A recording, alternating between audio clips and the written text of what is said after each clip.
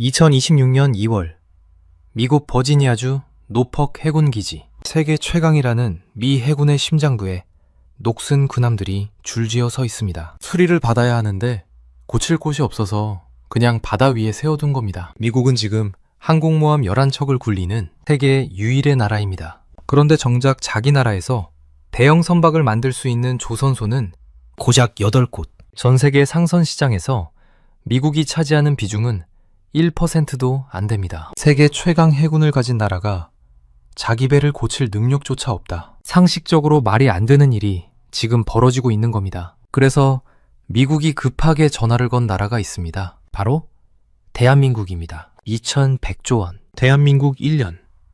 국가 예산의 3배가 넘는 돈입니다. 미국이 이 돈을 모아서 조선업을 다시 살리겠다고 선언했습니다. 어디서 이 돈이 나오냐고요? 미국 항구에 들어오는 외국산 배들한테 무게를 재서 통행료를 걷겠다는 겁니다. 하나오션은 이미 미 해군 함정 정비 계약을 5건이나 따냈고 HD 현대중공업은 미국 조선소의 핵심 기술 파트너로 올라섰습니다. 단군 이래 최대의 기회라는 말까지 나오고 있습니다. 그런데 여기서 한 가지 질문을 던져보겠습니다. 세계에서 군함을 가장 많이 보유한 나라는 미국입니다. 그러면 군함을 가장 많이 만드는 나라는요? 중국입니다. 가장 많이 가진 나라가 더 이상 만들 수가 없고 경쟁 상대는 미친 듯이 찍어내고 있는 겁니다. 다급해진 미국이 수십 년간 꽁꽁 잠가두었던 해외 건조 규제에 빗장을 풀기 시작했습니다. 그리고 그 열린 문 앞에 한국 조선소들이 서 있습니다. 하지만 이건 단순한 호재가 아닙니다. 미국은 기술을 빌리되 결국 자기 힘으로 서겠다는 나라입니다. 한국은 지금 기회의 문 앞에 서 있는 걸까요? 아니면 기술만 빼앗기고 버려지는 함정 앞에 서 있는 걸까요? 오늘 이 영상을 끝까지 보시면 미국의 마스가 프로젝트가 한국 조선업에 어떤 의미인지 완전히 새롭게 보게 될 겁니다. 첫째, 미국 조선업이 왜 이 지경까지 무너졌는지. 둘째, 2100조 원짜리 금융 엔진이 어떻게 작동하는지. 셋째, 한국 조선 빅3가 어떤 전략으로 움직이고 있는지. 그리고 마지막으로 이 기회 뒤에 숨겨진 기술 유출과 토사구팽의 리스크까지 낱낱이 파헤쳐보겠습니다. 그럼 바로 시작하겠습니다. 구독과 좋아요 부탁드려요. 이 이야기를 제대로 이해하려면 시계를 좀 뒤로 돌려볼 필요가 있습니다. 미국 조선업이 어쩌다 이 지경까지 추락했는지부터 짚어보겠습니다. 사실 미국은 한때 세계 최대의 조선 강국이었습니다. 제2차 세계대전 당시 미국은 단 4년 만에 수천 척의 군함과 상선을 찍어냈거든요. 전쟁이 끝나고 나서도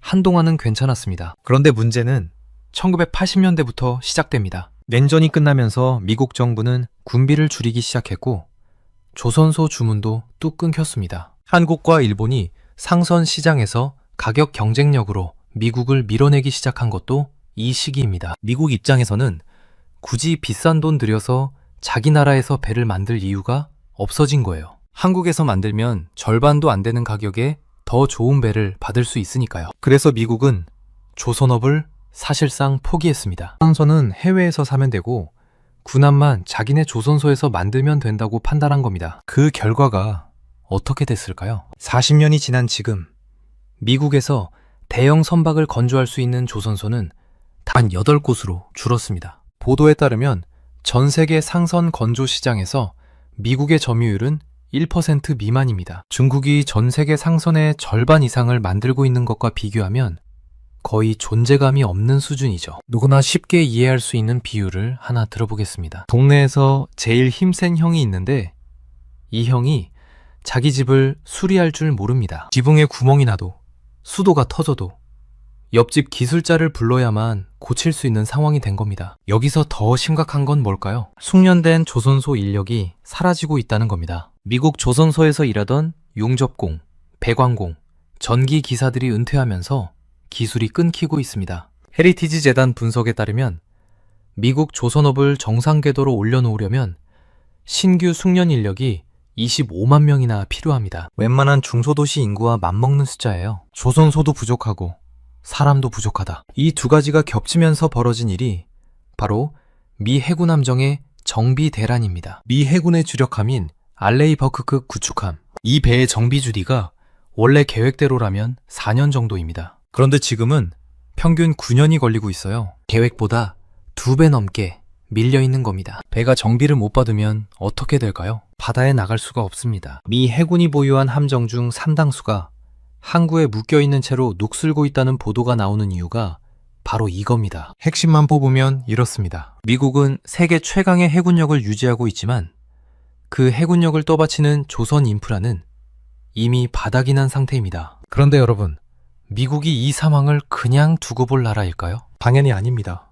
2026년 2월 13일, 트럼프 행정부가 42쪽짜리 문서 하나를 백악관에서 공개합니다. 이름은 미국 해양 행동 계획, 영어로 아메리카스 마리타임 액션 플랜, 줄여서 MAP이라고 부릅니다. 이 안에 담긴 프로젝트의 이름이 바로 마스가 MASGA입니다. Make American Shipbuilding Great Again. 미국 조선업을 다시 위대하게 만들겠다는 뜻이죠. 여기서 많은 분들이 궁금해하실 겁니다. 미국이 조선업을 살리겠다는 건 알겠는데 돈은 어디서 나오는 거냐고요? 이게 바로 이 영상에서 가장 중요한 부분입니다. 미국이 설계한 금융 엔진의 구조를 지금부터 뜯어보겠습니다. 미국이 꺼내든 카드는 보편적 인프라 수수료, 쉽게 말하면 해상 통행세입니다. 작동 원리는 간단합니다. 미국 항구에 들어오는 모든 외국에서 만든 선박에 대해 싣고 온 화물의 무게를 기준으로 요금을 부과하는 겁니다. MAP 문서에 나온 시나리오를 보면요, 킬로그램당 1센트, 우리 돈으로 약 13원을 부과하면 10년간 약 660억 달러가 모입니다. 우리 돈으로 약 90조 원이에요. 여기서 수수료를 킬로그램당 25센트, 약 330원으로 올리면요, 10년간 무려 1조 5천억 달러가 쌓입니다. 우리 돈으로 약 2,100조 원. 이 돈이 어디로 가느냐? 해양보안 신탁기금이라는 거대한 저금통으로 들어갑니다. 그리고 이 기금에서 미국 조선소 현대화 비용, 인력 교육비, 그리고 동맹국 기업이 미국에 투자할 때 주는 인센티브가 빠져나가는 구조입니다. 이걸 아주 쉽게 비유하면 이렇습니다. 미국이라는 집에 들어올 때 외국산 신발을 신고 있으면 신발 무게만큼 입장료를 내야 합니다. 그 돈으로 집안의 낡은 가구, 그러니까 조선소를 고치겠다는 겁니다. 여러분, 이게 말이 됩니까? 킬로그램당 고작 몇 센트인데 2,100조 원이 모인다고요? 이유가 있습니다. 전 세계 상선의 99%가 해외에서 건조된 배거든요. 미국 항구에 들어오는 거의 모든 배가 이 수수료의 대상이 됩니다. 그러니까 이건 사실상 모든 수입 화물에 관세를 추가로 거는 것과 같은 효과를 내는 겁니다. 구체적으로 어느 정도 부담인지 계산해 보겠습니다. 5000T EU급 컨테이너선 한 척이 미국에 한번 들어올 때마다 킬로그램당 1센트 기준으로 약 37만 5천 달러의 추가 비용이 발생합니다. 우리 돈으로 한 번 입항에 약 5억 원이에요. 당연히 글로벌 해운업계가 들고 일어났습니다. 국제해운회의소를 비롯한 단체들이 이건 무역을 왜곡하는 행위이고 결국 미국 소비자 물가를 올릴 거라고 강력히 반발하고 있습니다. 다른 나라들이 보복 조치를 취할 수 있다는 우려도 나오고 있고요.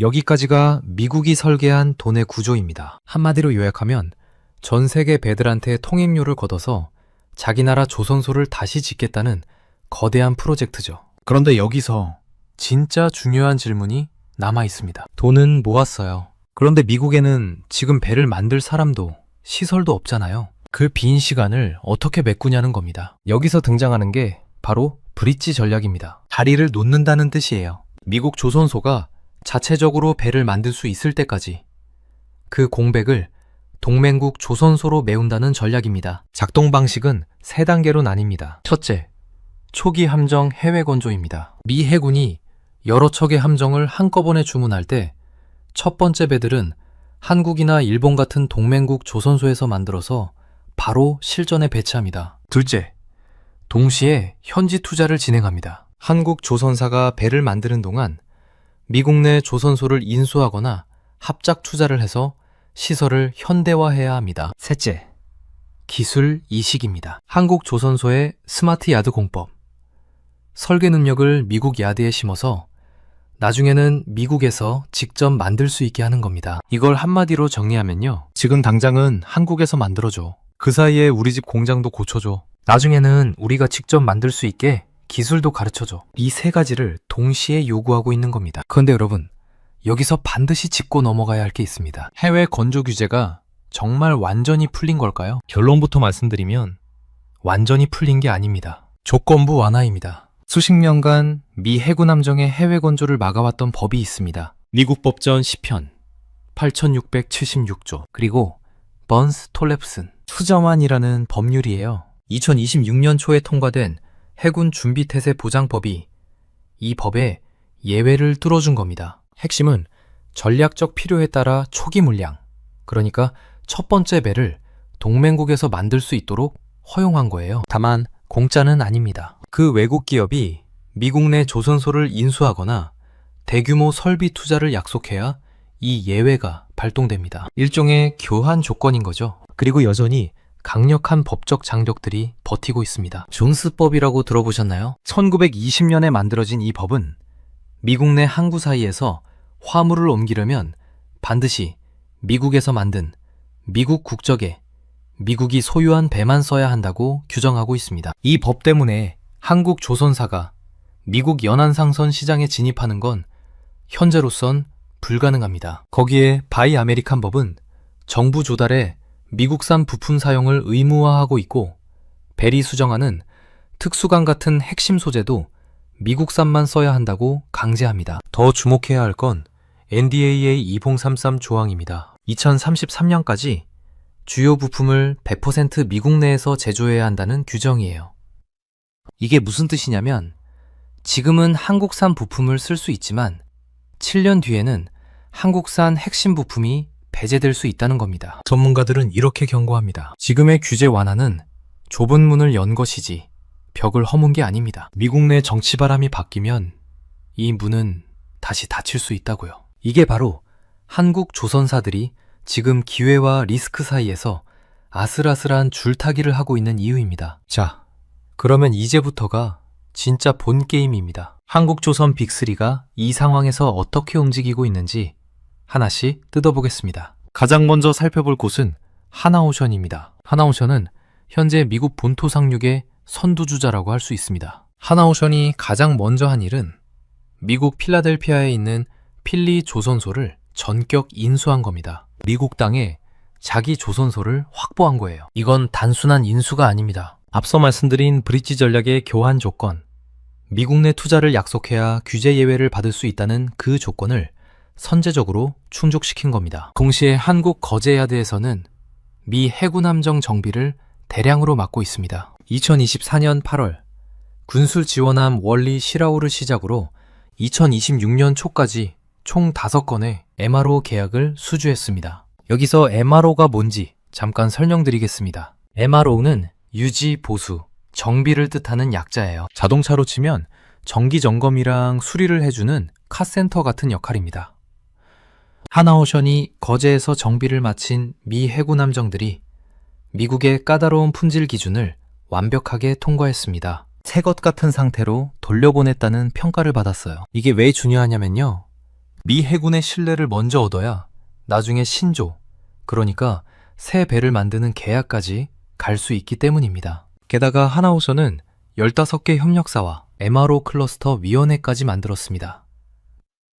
혼자 하는 게 아니라 한국 조선 생태계 전체를 묶어서 인도태평양 지역의 정비 허브를 구축하겠다는 전략이에요. 한마디로 하나오션의 전략은 양면 작전입니다. 한국에서는 미 해군배를 고쳐서 신뢰를 쌓고 미국에서는 인수한 조선소를 키워서 직접 만드는 것까지 노리는 겁니다. 다음은 HD 현대중공업입니다. HD 현대중공업은 하나오션과 조금 다른 길을 걷고 있습니다. HD 현대중공업은 미국 현지 대형 조선소인 헌팅턴 인걸스, 줄여서 HII라고 부르는 곳과 파트너십을 맺었습니다. 직접 미국 조선소를 사는 대신 기술 파트너로 들어간 거예요. 2026년 1월에는 41,000톤급 보급함 세자르 차베스호의 정비 계약을 수주했습니다. 울산 야대에서 MRO 사업을 본격적으로 시작한 거죠. 이건 2025년에 앨런 셰퍼드호를 성공적으로 정비해서 인도한 데 이은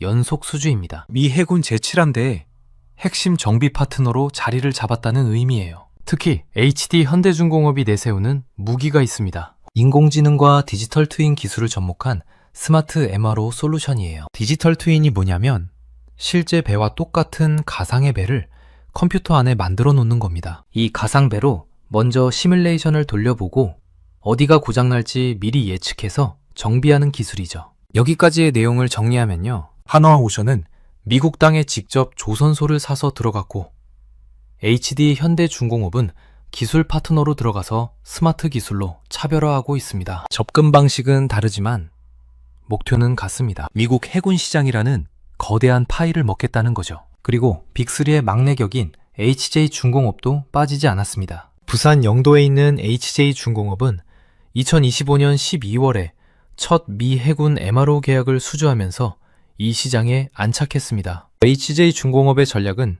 틈새 시장 공략입니다. 하나오션이나 HD 현대중공업 같은 대형 조선소들이 집중하지 않는 중소형 군수지원함, 연안 초계함 정비 시장을 노리고 있어요. 수십 년간 쌓아온 특수선 건조 노하우가 이 시장에서 큰 강점으로 작용하고 있습니다. 여러분, 감이 오시나요? 한국 조선업 전체가 지금 미국이라는 거대한 시장을 향해 총력전을 벌이고 있는 겁니다. 대형사는 대형사대로, 중소형사는 중소형사대로 각자의 무기를 들고 전선에 나선 상황이에요. 여기서 한 발 더 들어가 보겠습니다. 왜 하필 한국일까요? 일본도 있고 유럽에도 조선소가 있는데 왜 미국은 한국에 이렇게 의존하는 걸까요? 이유는 크게 세 가지입니다. 첫째, 중국이 빠졌기 때문입니다. 전 세계 상선의 절반 이상을 만드는 중국은 국가 안보상의 이유로 미국 군함 사업에서 완전히 배제됐습니다. 미국 입장에서 중국산 배에 미 해군 장비를 싣는 건 상상도 할 수 없는 일이니까요. 둘째, 한국의 기술력이 압도적이기 때문입니다. 한국은 LNG 운반선, 초대형 컨테이너선 같은 고부가가치 선박시장에서 세계 1위를 달리고 있습니다. 특히 스마트야드라고 불리는 자동화된 조선 공정 기술은 미국이 가장 탐내는 영역이에요. 셋째, 지정학적 동맹 관계입니다. 한국은 미국의 핵심 동맹국이고 인도태평양 전략의 최전선에 있습니다. 안보적으로 신뢰할 수 있는 파트너라는 뜻이죠. 이 세 가지가 겹치면서 한국은 사실상 미국의 유일한 대안적 기술 파트너가 된 겁니다. 그리고 여기에 한 가지 더. 미국에서 군함을 만드는 비용은 한국보다 3배에서 4배가 높습니다. 같은 배를 한국에서 만들면 1이 드는데 미국에서 만들면 3에서 4가 드는 거예요. 규제 완화를 통해 한국 조선소가 이 시장에 직접 참여할 수 있게 되면 국내 상선 건조와는 비교할 수 없는 수익성을 기대할 수 있다는 겁니다. 자, 여기까지 들으시면 이건 한국 조선업에 하늘이 내린 기회처럼 보이죠? 실제로 업계에서는 단군 일의 최대의 기회라는 말까지 쓰고 있고요. 하지만 여러분, 세상에 공짜 점심은 없습니다. 이 기회의 이면에 숨어있는 리스크를 지금부터 하나씩 뜯어보겠습니다. 첫 번째이자 가장 무서운 리스크는 기술 유출과 토사구팽입니다. 브릿지 전략의 최종 목표를 다시 한번 떠올려 보시면요. 한국 조선소의 기술을 미국 야드에 이식해서 결국에는 미국이 스스로 만들 수 있게 하겠다는 겁니다. 이걸 다시 비유하면요. 한국은 지금 세계 최고의 요리사입니다. 미국이 이 요리사를 불러서 말합니다. 우리 가게에서 일단 요리 좀 해줘. 대신 우리 직원들한테 레시피도 알려줘. 나중에 우리 직원들이 너 없이도 만들 수 있게 해줘. 요리사 입장에서는 돈을 벌 수 있지만 레시피를 다 알려주고 나면 더 이상 불려가지 않을 수도 있는 거죠. 실제로 미국은 장기적으로 한국에 대한 의존도를 낮추려는 의도를 숨기지 않고 있습니다. MAP 문서 자체에 미국 내 자생적 역량 회복이라는 목표가 명시되어 있거든요. 기술 이식이 완료되고 나면 한국 기업의 역할이 축소될 가능성이 분명히 존재합니다.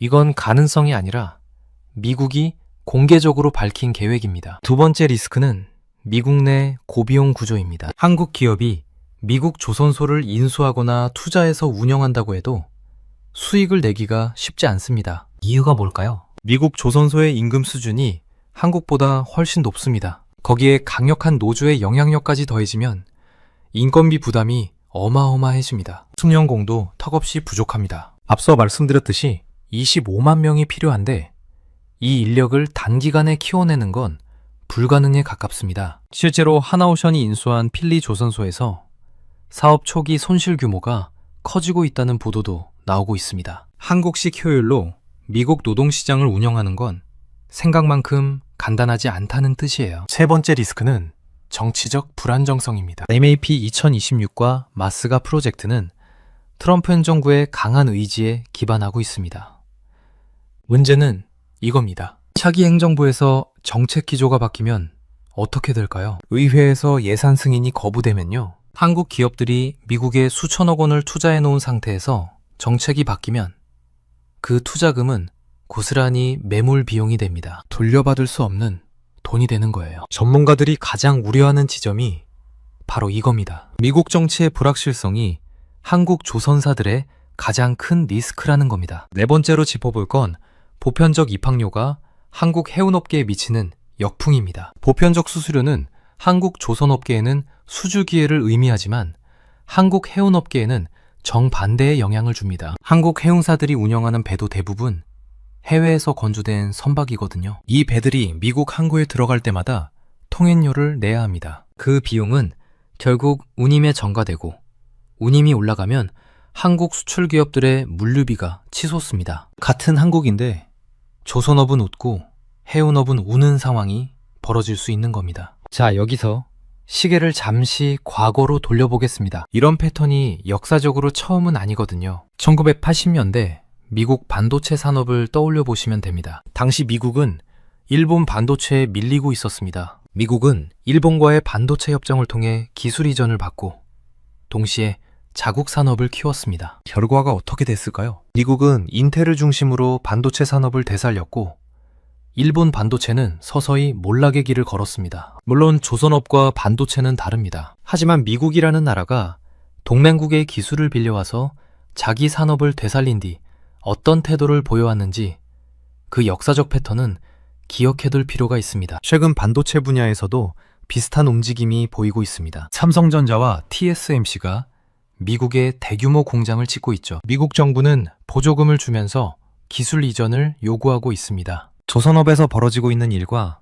구조적으로 매우 닮아 있어요. 다시 현재로 돌아오겠습니다. 여기까지의 내용을 전부 정리해 보겠습니다. 미국 조선업이 무너진 이유, 40년간의 방치와 인력 공동화, 그리고 중국의 폭발적 성장이 겹치면서 미 해군이 자기 배도 제때 고치지 못하는 지경에 이른 겁니다. 미국의 해법, 해외 건조 선박의 통행료를 걷어서 최대 2,100조 원의 기금을 만들고 한국 같은 동맹국 조선소를 브릿지로 활용해서 공백을 메우겠다는 전략입니다. 한국 조선 빅3의 대응, 하나오션은 미국 조선소 직접 인수, HD 현대중공업은 기술 파트너십, HJ중공업은 틈새 시장 공략으로 각자의 진을 치고 있습니다. 숨겨진 리스크, 기술 유출 후 토사구팽 가능성, 미국 내 고비용 구조로 인한 수익성 악화, 정치적 불확실성에 따른 매몰 비용 리스크, 그리고 한국 해운업계에 대한 역풍까지 4가지 위험 요소가 도사리고 있습니다. 그렇다면 한국은 이 상황에서 어떻게 해야 할까요? 업계 전문가들의 의견을 종합하면 핵심은 3가지입니다. 첫째, 핵심 원천 기술은 절대 통째로 넘기지 않는 것입니다. 스마트 야드 공법이나 설계 데이터를 미국에 이전할 때 기술 자체를 파는 게 아니라 로열티 기반의 라이선스 모델로 전환해야 합니다. 기술을 빌려주되 소유권은 지키는 전략이죠. 둘째, 미국 내 투자를 할 때 정치적 리스크를 분산시켜야 합니다. 한 곳에 올인하는 게 아니라 여러 지역, 여러 사업 영역에 분산 투자해서 정책 변화에 대한 완충 장치를 마련해야 합니다. 셋째, 보편적 입학료에 대한 한국 건조선박 특례 조항을 한미 협상에서 이끌어내야 합니다. 한국이 미국 조선업 재건에 이만큼 기여하고 있으니 한국에서 만든 배가 미국 항구에 들어갈 때는 수수료를 감면받을 수 있도록 하는 국가적 차원의 외교가 필요합니다. 이걸 한 문장으로 압축하면 이렇습니다. 미국이 문을 열어준 건 한국이 잘해서가 아니라 미국이 급해서입니다. 이 기회의 유통기한은 미국이 자립하는 순간 끝납니다. 그렇기 때문에 지금이 가장 중요합니다. 돈을 벌 수 있을 때 최대한 벌되 핵심 기술의 주도권만은 절대 놓지 않는 것. 이것이 2026년 한국 조선업이 반드시 지켜야 할 생존 원칙입니다. 2026년 마스가 프로젝트의 재시동은 한국 조선업이 단순한 제조업체에서 글로벌 해양 질서를 설계하는 전략적 설계자로 거듭날 수 있는 마지막 시험대가 될 수도 있습니다. 여러분은 한국 조선업의 미국 진출이 기회라고 보시나요?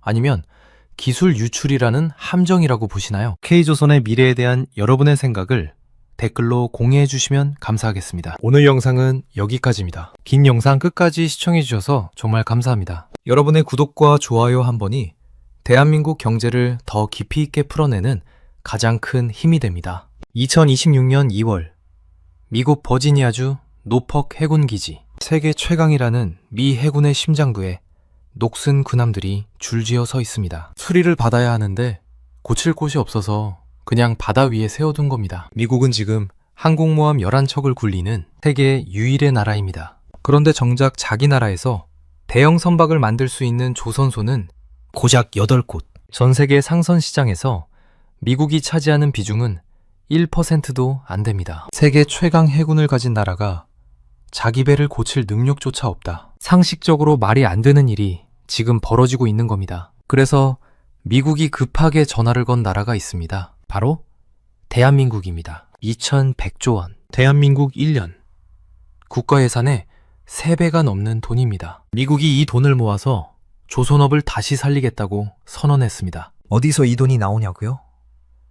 미국 항구에 들어오는 외국산 배들한테 무게를 재서 통행료를 걷겠다는 겁니다. 하나오션은 이미 미 해군 함정 정비 계약을 5건이나 따냈고 HD 현대중공업은 미국 조선소의 핵심 기술 파트너로 올라섰습니다. 단군 이래 최대의 기회라는 말까지 나오고 있습니다. 그런데 여기서 한 가지 질문을 던져보겠습니다. 세계에서 군함을 가장 많이 보유한 나라는 미국입니다. 그러면 군함을 가장 많이 만드는 나라는요? 중국입니다.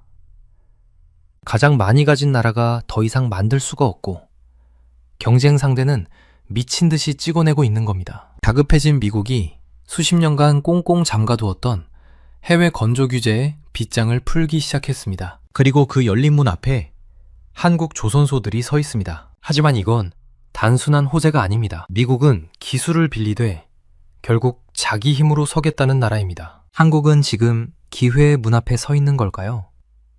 아니면 기술만 빼앗기고 버려지는 함정 앞에 서 있는 걸까요? 오늘 이 영상을 끝까지 보시면 미국의 마스가 프로젝트가 한국 조선업에 어떤 의미인지 완전히 새롭게 보게 될 겁니다. 첫째, 미국 조선업이 왜 이 지경까지 무너졌는지. 둘째, 2100조 원짜리 금융 엔진이 어떻게 작동하는지. 셋째, 한국 조선 빅3가 어떤 전략으로 움직이고 있는지. 그리고 마지막으로 이 기회 뒤에 숨겨진 기술 유출과 토사구팽의 리스크까지 낱낱이 파헤쳐보겠습니다. 그럼 바로 시작하겠습니다. 구독과 좋아요 부탁드려요. 이 이야기를 제대로 이해하려면 시계를 좀 뒤로 돌려볼 필요가 있습니다. 미국 조선업이 어쩌다 이 지경까지 추락했는지부터 짚어보겠습니다. 사실 미국은 한때 세계 최대의 조선 강국이었습니다. 제2차 세계대전 당시 미국은 단 4년 만에 수천 척의 군함과 상선을 찍어냈거든요. 전쟁이 끝나고 나서도 한동안은 괜찮았습니다. 그런데 문제는 1980년대부터 시작됩니다. 냉전이 끝나면서 미국 정부는 군비를 줄이기 시작했고 조선소 주문도 뚝 끊겼습니다. 한국과 일본이 상선 시장에서 가격 경쟁력으로 미국을 밀어내기 시작한 것도 이 시기입니다. 미국 입장에서는 굳이 비싼 돈 들여서 자기 나라에서 배를 만들 이유가 없어진 거예요. 한국에서 만들면 절반도 안 되는 가격에 더 좋은 배를 받을 수 있으니까요. 그래서 미국은 조선업을 사실상 포기했습니다. 상선은 해외에서 사면 되고 군함만 자기네 조선소에서 만들면 된다고 판단한 겁니다. 그 결과가 어떻게 됐을까요? 40년이 지난 지금 미국에서 대형 선박을 건조할 수 있는 조선소는 단 8곳으로 줄었습니다. 보도에 따르면 전 세계 상선 건조 시장에서 미국의 점유율은 1% 미만입니다. 중국이 전 세계 상선의 절반 이상을 만들고 있는 것과 비교하면 거의 존재감이 없는 수준이죠. 누구나 쉽게 이해할 수 있는 비유를 하나 들어보겠습니다. 동네에서 제일 힘센 형이 있는데 이 형이 자기 집을 수리할 줄 모릅니다. 지붕에 구멍이 나도 수도가 터져도 옆집 기술자를 불러야만 고칠 수 있는 상황이 된 겁니다. 여기서 더 심각한 건 뭘까요? 숙련된 조선소 인력이 사라지고 있다는 겁니다. 미국 조선소에서 일하던 용접공, 배관공, 전기 기사들이 은퇴하면서 기술이 끊기고 있습니다. 헤리티지 재단 분석에 따르면 미국 조선업을 정상 궤도로 올려놓으려면 신규 숙련 인력이 25만 명이나 필요합니다. 웬만한 중소도시 인구와 맞먹는 숫자예요. 조선소도 부족하고 사람도 부족하다. 이 두 가지가 겹치면서 벌어진 일이 바로 미 해군 함정의 정비 대란입니다. 미 해군의 주력함인 알레이버크급 구축함. 이 배의 정비 주기가 원래 계획대로라면 4년 정도입니다. 그런데 지금은 평균 9년이 걸리고 있어요. 계획보다 2배 넘게 밀려 있는 겁니다. 배가 정비를 못 받으면 어떻게 될까요? 바다에 나갈 수가 없습니다. 미 해군이 보유한 함정 중 상당수가 항구에 묶여있는 채로 녹슬고 있다는 보도가 나오는 이유가 바로 이겁니다. 핵심만 뽑으면 이렇습니다. 미국은 세계 최강의 해군력을 유지하고 있지만 그 해군력을 떠받치는 조선 인프라는 이미 바닥이 난 상태입니다. 그런데 여러분, 미국이 이 상황을 그냥 두고 볼 나라일까요? 당연히 아닙니다. 2026년 2월 13일, 트럼프 행정부가 42쪽짜리 문서 하나를 백악관에서 공개합니다. 이름은 미국 해양 행동 계획, 영어로 아메리카스 마리타임 액션 플랜, 줄여서 MAP이라고 부릅니다. 이 안에 담긴 프로젝트의 이름이 바로 마스가 MASGA입니다. Make American Shipbuilding Great Again. 미국 조선업을 다시 위대하게 만들겠다는 뜻이죠. 여기서 많은 분들이 궁금해하실 겁니다. 미국이 조선업을 살리겠다는 건 알겠는데 돈은 어디서 나오는 거냐고요? 이게 바로 이 영상에서 가장 중요한 부분입니다. 미국이 설계한 금융 엔진의 구조를 지금부터 뜯어보겠습니다. 미국이 꺼내든 카드는 보편적 인프라 수수료, 쉽게 말하면 해상 통행세입니다. 작동 원리는 간단합니다. 미국 항구에 들어오는 모든 외국에서 만든 선박에 대해 싣고 온 화물의 무게를 기준으로 요금을 부과하는 겁니다. MAP 문서에 나온 시나리오를 보면요, 킬로그램당 1센트, 우리 돈으로 약 13원을 부과하면 10년간 약 660억 달러가 모입니다. 우리 돈으로 약 90조 원이에요. 여기서 수수료를 킬로그램당 25센트, 약 330원으로 올리면요, 10년간 무려 1조 5천억 달러가 쌓입니다. 우리 돈으로 약 2,100조 원. 이 돈이 어디로 가느냐? 해양보안 신탁기금이라는 거대한 저금통으로 들어갑니다. 그리고 이 기금에서 미국 조선소 현대화 비용, 인력 교육비, 그리고 동맹국 기업이 미국에 투자할 때 주는 인센티브가 빠져나가는 구조입니다. 이걸 아주 쉽게 비유하면 이렇습니다. 미국이라는 집에 들어올 때 외국산 신발을 신고 있으면 신발 무게만큼 입장료를 내야 합니다. 그 돈으로 집안의 낡은 가구, 그러니까 조선소를 고치겠다는 겁니다. 여러분, 이게 말이 됩니까? 킬로그램당 고작 몇 센트인데 2,100조 원이 모인다고요? 이유가 있습니다. 전 세계 상선의 99%가 해외에서 건조된 배거든요. 미국 항구에 들어오는 거의 모든 배가 이 수수료의 대상이 됩니다. 그러니까 이건 사실상 모든 수입 화물에 관세를 추가로 거는 것과 같은 효과를 내는 겁니다. 구체적으로 어느 정도 부담인지 계산해 보겠습니다. 5000T EU급 컨테이너선 한 척이 미국에 한번 들어올 때마다 킬로그램당 1센트 기준으로 약 37만 5천 달러의 추가 비용이 발생합니다. 우리 돈으로 한 번 입항에 약 5억 원이에요. 당연히 글로벌 해운업계가 들고 일어났습니다. 국제해운회의소를 비롯한 단체들이 이건 무역을 왜곡하는 행위이고 결국 미국 소비자 물가를 올릴 거라고 강력히 반발하고 있습니다. 다른 나라들이 보복 조치를 취할 수 있다는 우려도 나오고 있고요. 여기까지가 미국이 설계한 돈의 구조입니다. 한마디로 요약하면 전 세계 배들한테 통행료를 걷어서 자기 나라 조선소를 다시 짓겠다는 거대한 프로젝트죠. 그런데 여기서 진짜 중요한 질문이 남아 있습니다. 돈은 모았어요. 그런데 미국에는 지금 배를 만들 사람도 시설도 없잖아요. 그 빈 시간을 어떻게 메꾸냐는 겁니다. 여기서 등장하는 게 바로 브릿지 전략입니다. 다리를 놓는다는 뜻이에요. 미국 조선소가 자체적으로 배를 만들 수 있을 때까지 그 공백을 동맹국 조선소로 메운다는 전략입니다. 작동 방식은 3단계로 나뉩니다. 첫째, 초기 함정 해외 건조입니다. 미 해군이 여러 척의 함정을 한꺼번에 주문할 때 첫 번째 배들은 한국이나 일본 같은 동맹국 조선소에서 만들어서 바로 실전에 배치합니다. 둘째, 동시에 현지 투자를 진행합니다. 한국 조선사가 배를 만드는 동안 미국 내 조선소를 인수하거나 합작 투자를 해서 시설을 현대화해야 합니다. 셋째, 기술 이식입니다. 한국 조선소의 스마트 야드 공법. 설계 능력을 미국 야드에 심어서 나중에는 미국에서 직접 만들 수 있게 하는 겁니다. 이걸 한마디로 정리하면요. 지금 당장은 한국에서 만들어줘. 그 사이에 우리 집 공장도 고쳐줘. 나중에는 우리가 직접 만들 수 있게 기술도 가르쳐줘. 이 세 가지를 동시에 요구하고 있는 겁니다. 그런데 여러분, 여기서 반드시 짚고 넘어가야 할 게 있습니다. 해외 건조 규제가 정말 완전히 풀린 걸까요? 결론부터 말씀드리면 완전히 풀린 게 아닙니다. 조건부 완화입니다. 수십 년간 미 해군 함정의 해외 건조를 막아왔던 법이 있습니다. 미국 법전 10편 8676조 그리고 번스 톨랩슨 수정안이라는 법률이에요. 2026년 초에 통과된 해군 준비태세 보장법이 이 법에 예외를 뚫어준 겁니다. 핵심은 전략적 필요에 따라 초기 물량, 그러니까 첫 번째 배를 동맹국에서 만들 수 있도록 허용한 거예요. 다만 공짜는 아닙니다. 그 외국 기업이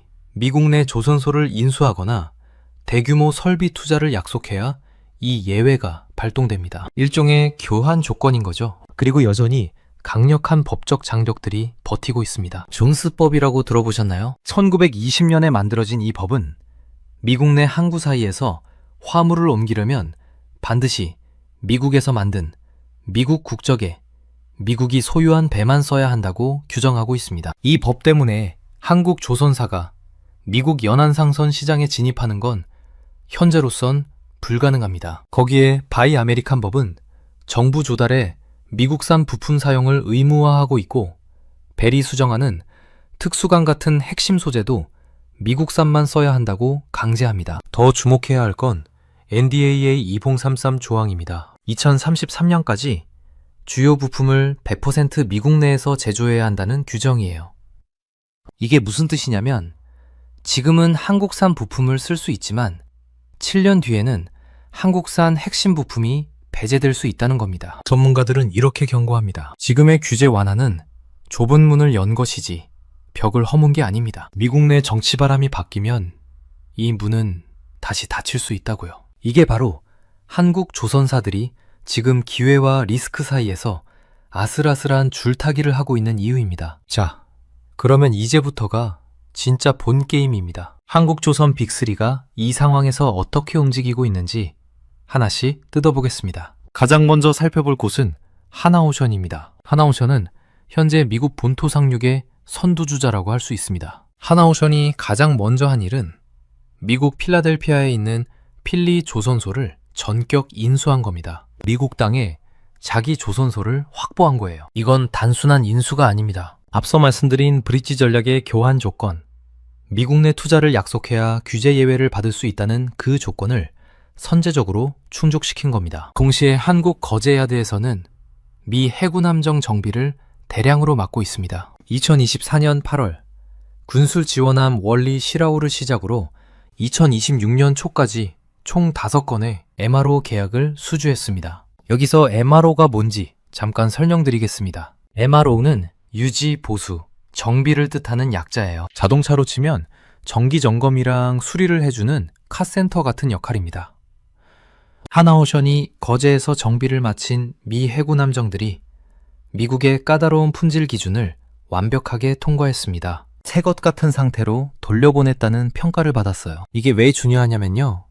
미 해군의 신뢰를 먼저 얻어야 나중에 신조, 그러니까 새 배를 만드는 계약까지 갈 수 있기 때문입니다. 게다가 하나오션은 15개 협력사와 MRO 클러스터 위원회까지 만들었습니다. 혼자 하는 게 아니라 한국 조선 생태계 전체를 묶어서 인도태평양 지역의 정비 허브를 구축하겠다는 전략이에요. 한마디로 하나오션의 전략은 양면 작전입니다. 한국에서는 미 해군배를 고쳐서 신뢰를 쌓고 미국에서는 인수한 조선소를 키워서 직접 만드는 것까지 노리는 겁니다. 다음은 HD 현대중공업입니다. HD 현대중공업은 하나오션과 조금 다른 길을 걷고 있습니다. HD 현대중공업은 미국 현지 대형 조선소인 헌팅턴 인걸스, 줄여서 HII라고 부르는 곳과 파트너십을 맺었습니다. 직접 미국 조선소를 사는 대신 기술 파트너로 들어간 거예요. 2026년 1월에는 41,000톤급 보급함 세자르 차베스호의 정비 계약을 수주했습니다. 울산 야대에서 MRO 사업을 본격적으로 시작한 거죠. 이건 2025년에 앨런 셰퍼드호를 성공적으로 정비해서 인도한 데 이은 연속 수주입니다. 미 해군 제7함대의 핵심 정비 파트너로 자리를 잡았다는 의미예요. 특히 HD 현대중공업이 내세우는 무기가 있습니다. 인공지능과 디지털 트윈 기술을 접목한 스마트 MRO 솔루션이에요. 디지털 트윈이 뭐냐면 실제 배와 똑같은 가상의 배를 컴퓨터 안에 만들어 놓는 겁니다. 이 가상배로 먼저 시뮬레이션을 돌려보고 어디가 고장날지 미리 예측해서 정비하는 기술이죠. 여기까지의 내용을 정리하면요. 한화오션은 미국 땅에 직접 조선소를 사서 들어갔고 HD 현대중공업은 기술 파트너로 들어가서 스마트 기술로 차별화하고 있습니다. 접근 방식은 다르지만 목표는 같습니다. 미국 해군 시장이라는 거대한 파이를 먹겠다는 거죠. 그리고 빅3의 막내 격인 HJ중공업도 빠지지 않았습니다. 부산 영도에 있는 HJ중공업은 2025년 12월에 첫 미 해군 MRO 계약을 수주하면서 이 시장에 안착했습니다. HJ중공업의 전략은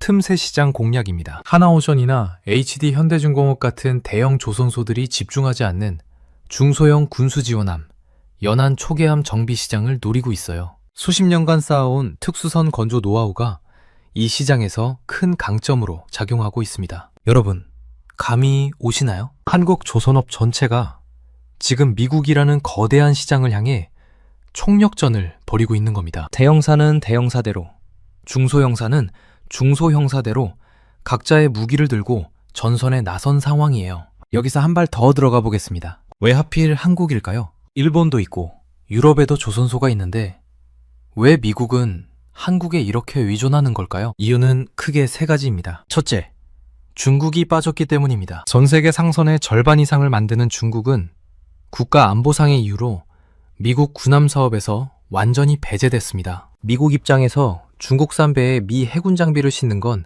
상상도 할 수 없는 일이니까요. 둘째, 한국의 기술력이 압도적이기 때문입니다. 한국은 LNG 운반선, 초대형 컨테이너선 같은 고부가가치 선박시장에서 세계 1위를 달리고 있습니다. 특히 스마트야드라고 불리는 자동화된 조선 공정 기술은 미국이 가장 탐내는 영역이에요. 셋째, 지정학적 동맹 관계입니다. 한국은 미국의 핵심 동맹국이고 인도태평양 전략의 최전선에 있습니다. 안보적으로 신뢰할 수 있는 파트너라는 뜻이죠. 이 세 가지가 겹치면서 한국은 사실상 미국의 유일한 대안적 기술 파트너가 된 겁니다. 그리고 여기에 한 가지 더. 미국에서 군함을 만드는 비용은 한국보다 3배에서 4배가 높습니다. 같은 배를 한국에서 만들면 1이 드는데 미국에서 만들면 3에서 4가 드는 거예요. 규제 완화를 통해 한국 조선소가 이 시장에 직접 참여할 수 있게 되면 국내 상선 건조와는 비교할 수 없는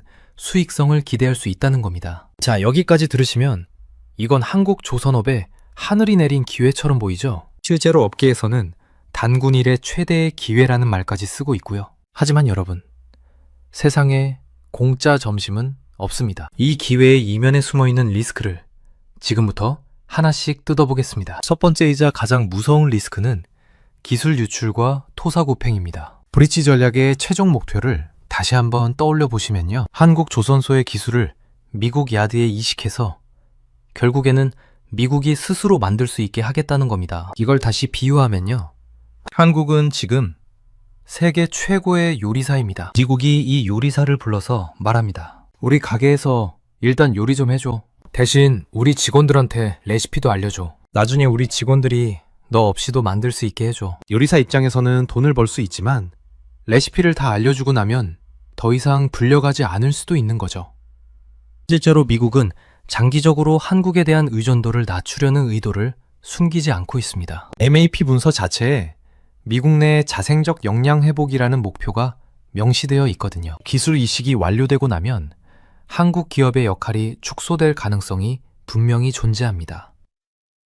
이건 가능성이 아니라 미국이 공개적으로 밝힌 계획입니다. 두 번째 리스크는 미국 내 고비용 구조입니다. 한국 기업이 미국 조선소를 인수하거나 투자해서 운영한다고 해도 수익을 내기가 쉽지 않습니다. 이유가 뭘까요? 미국 조선소의 임금 수준이 한국보다 훨씬 높습니다. 거기에 강력한 노조의 영향력까지 더해지면 인건비 부담이 어마어마해집니다. 숙련공도 턱없이 부족합니다. 앞서 말씀드렸듯이 25만 명이 필요한데 이 인력을 단기간에 키워내는 건 불가능에 가깝습니다. 실제로 하나오션이 인수한 필리 조선소에서 사업 초기 손실 규모가 커지고 있다는 보도도 나오고 있습니다. 한국식 효율로 미국 노동시장을 운영하는 건 생각만큼 간단하지 않다는 뜻이에요. 세 번째 리스크는 정치적 불안정성입니다. MAP 2026과 마스가 프로젝트는 트럼프 현 정부의 강한 의지에 기반하고 있습니다. 문제는 이겁니다. 차기 행정부에서 정책 기조가 바뀌면 어떻게 될까요? 의회에서 예산 승인이 거부되면요. 한국 기업들이 미국에 수천억 원을 투자해 놓은 상태에서 정책이 바뀌면 그 투자금은 고스란히 매몰 비용이 됩니다. 돌려받을 수 없는 돈이 되는 거예요. 전문가들이 가장 우려하는 지점이 바로 이겁니다. 미국 정치의 불확실성이 한국 조선사들의 가장 큰 리스크라는 겁니다. 네 번째로 짚어볼 건 보편적 입학료가 한국 해운업계에 미치는 역풍입니다. 보편적 수수료는 한국 조선업계에는 수주 기회를 의미하지만 한국 해운업계에는 정반대의 영향을 줍니다. 한국 해운사들이 운영하는 배도 대부분 해외에서 건조된 선박이거든요. 이 배들이 미국 항구에 들어갈 때마다 통행료를 내야 합니다. 그 비용은 결국 운임에 전가되고 운임이 올라가면 한국 수출 기업들의 물류비가 치솟습니다. 같은 한국인데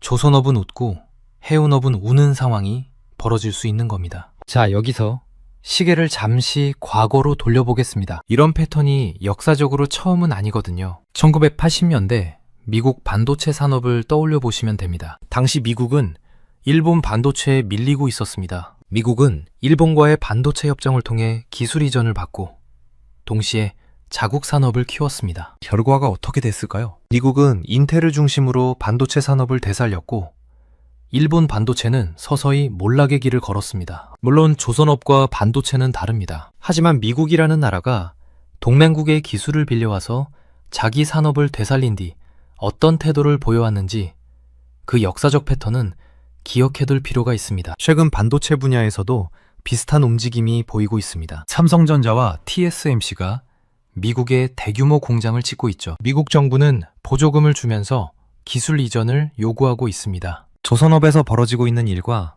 구조적으로 매우 닮아 있어요. 다시 현재로 돌아오겠습니다. 여기까지의 내용을 전부 정리해 보겠습니다. 미국 조선업이 무너진 이유, 40년간의 방치와 인력 공동화, 그리고 중국의 폭발적 성장이 겹치면서 미 해군이 자기 배도 제때 고치지 못하는 지경에 이른 겁니다. 미국의 해법, 해외 건조 선박의 통행료를 걷어서 최대 2,100조 원의 기금을 만들고 한국 같은 동맹국 조선소를 브릿지로 활용해서 공백을 메우겠다는 전략입니다. 한국 조선 빅3의 대응, 하나오션은 미국 조선소 직접 인수, HD 현대중공업은 기술 파트너십, HJ중공업은 틈새 시장 공략으로 각자의 진을 치고 있습니다. 숨겨진 리스크, 기술 유출 후 토사구팽 가능성, 미국 내 고비용 구조로 인한 수익성 악화, 정치적 불확실성에 따른 매몰 비용 리스크, 그리고 한국 해운업계에 대한 역풍까지